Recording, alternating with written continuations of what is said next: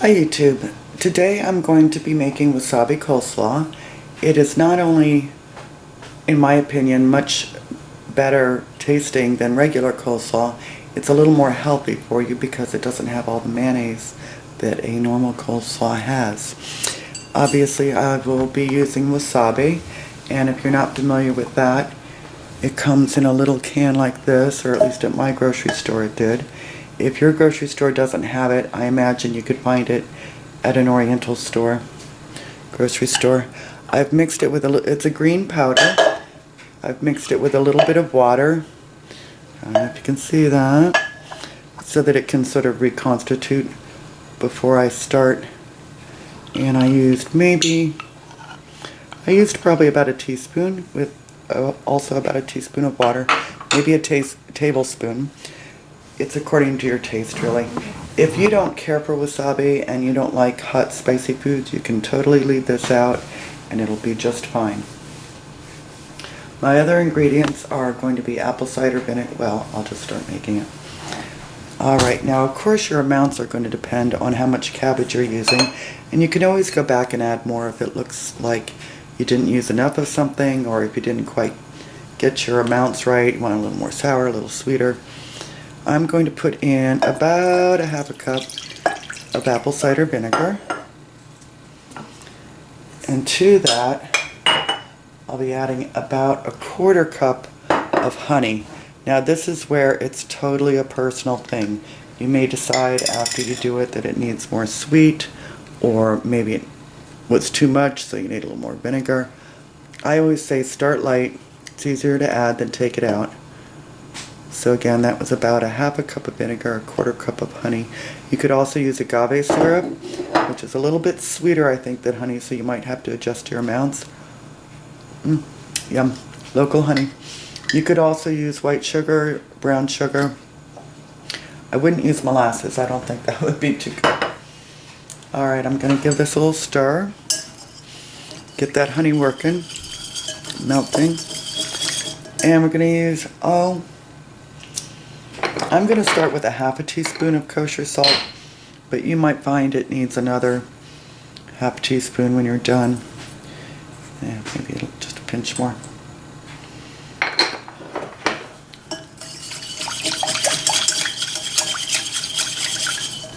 Now I'll see, has my wasabi bloomed? Yes, it has. I think it's better to put the water with the wasabi, let it sit a little while instead of adding it to your mixture straight away. I don't think it gets as hot if you put it straight in the vinegar. Clunk. Give that a mix. And then you add, it really depends. I add about a third the amount of oil as I did vinegar. Some people do half and half. Again, it's very much a personal taste. But you just add some oil. Give that a good whisk. Now this is a lot of liquid here because I'm using quite a bit of coleslaw.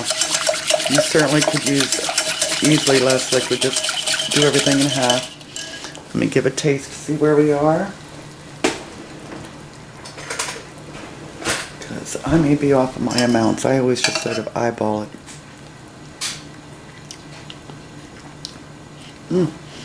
Alright, for me that's pretty good. I'll know better when we get the coleslaw in it. If you wanted to, you could also add about a tablespoon of sesame, toasted, oh excuse me, that vinegar just hit me, toasted sesame oil. That would give it a more oriental flavor, depending on what you're eating it with. I'm not going to use that tonight because we're having sloppy joes, and that's not really what I want with my sloppy joes. Anyway, I'll come back and show you once the cabbage is in. Just a quick note, I just used the last of my wasabi in this recipe, and once you take the label off, you have this nifty little tin. Looks like a miniature paint can. I'm going to save that and use that for some homegrown spices, I think, or something. Okay, time to add the coleslaw. I am using store-bought coleslaw today just because it makes it much easier, quicker, and of course you just dump it in. And you see how this bowl is full. Well, once this has sat in the dressing for a while, it's going to sort of shrink down. And so you just want to get this all mixed up. I find tongs are easy to use. And of course a bigger bowl would be smarter, but oh well. And I'm probably not going to use the entire second bag, though I do have one. But what you'll see, I'll come back and you'll see this is really going to shrink down.